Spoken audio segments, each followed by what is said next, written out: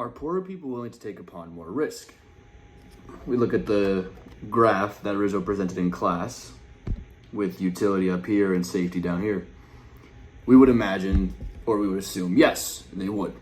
The first thing that came to my mind, and the thing that I wanted to say and participate in class, was that in poker, a pivotal strategy when you're down by a lot in chips is that if you have a pretty good hand, like, I don't know, like an ace and a jack, let's say, you go all in, right? So I don't know, if you have like 5% of what you bought in for originally, you just go all in.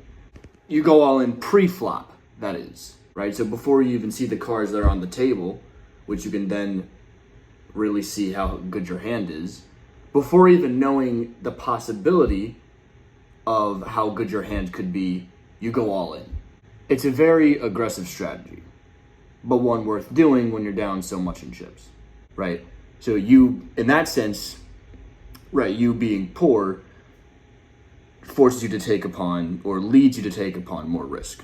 This study that I was reading, I'll link it in the assignment, they both agreed and disagreed. They said that poor people are more risk averse, as in day-to-day life.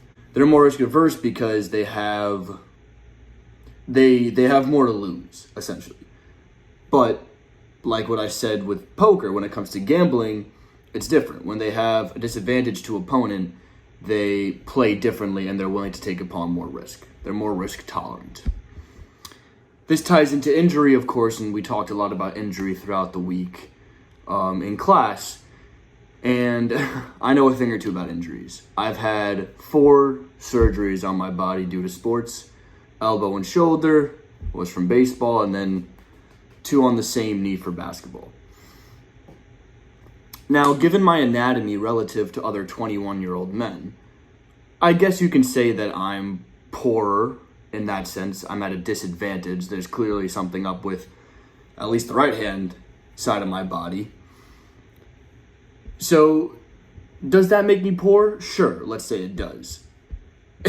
I sure as shit am more risk averse because of it, right? Like, I'm getting back into basketball recently, following my second knee surgery, and I am staying the hell away from the paint. At least I try to. You know, I get, my brain gets the best of me sometimes, but I'm staying the hell away from the paint. I'm only shooting threes.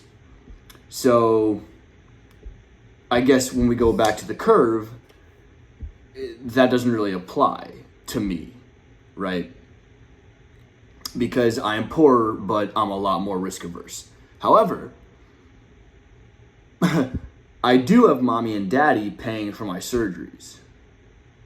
So, in reality, I guess that could mean that I technically, financially, I could be willing to take upon more risk because, fortunately, my family would be able to afford it. Another surgery, that is. So I can go for a crazy layup, right? But mentally, I wouldn't be able to afford it. So I'm going to stay risk averse as it is with my injuries. Yep, that's it.